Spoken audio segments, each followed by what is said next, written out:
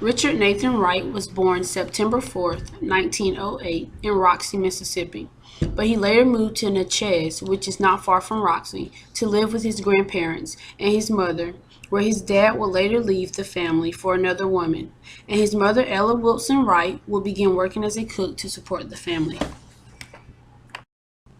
Richard Wright published his first short story at the age of 16. Later, he found employment with the Federal Writers Project and received critical acclaim for Uncle Tom's Children, a collection of four stories. He is well known for the 1940 bestseller Native Son and his 1945 autobiography Black Boy. The four stories were The Outsider, The Long Dream, Black Power, White Man Listen. This black author only managed to get a ninth grade education, but that did not stop Richard. When he was just 16 years old, he published a short story in a South African newspaper. Being that he had such little education, when he lived in Chicago, he worked at a post office and swept streets to make an income. 10 years later, he moved to New York City, where he was told he stood a better chance at getting published. One of Richard Wright's famous quotes simply states, "The more closely the author thinks of why he wrote, the more he comes to regard his imagination as a kind of self-generating cement which glued his facts together, and his emotions as a kind of dark and obscure designer of those facts." Richard Wright was a valedictorian at Smith Robertson Junior High School.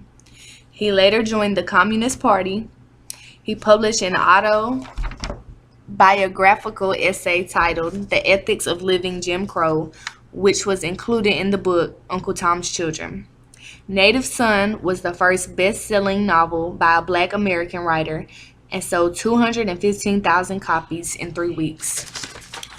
Wright, his second wife, and daughter moved to France, Paris in the 1950s. He wrote several novels, but none were a success. In 1960, he moved to England but wasn't happy. He fell ill and moved back to Paris, entered a hospital on November 25th, and died 3 days later.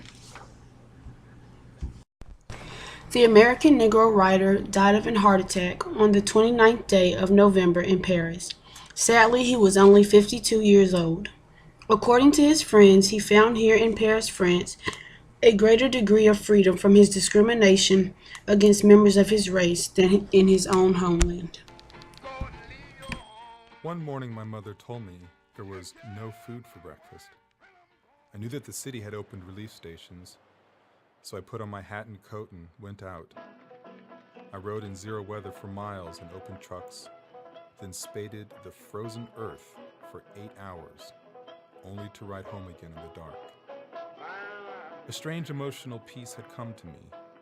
I knew that my life was cast with the men with whom I worked, slow, plodding, inarticulate men, workers all.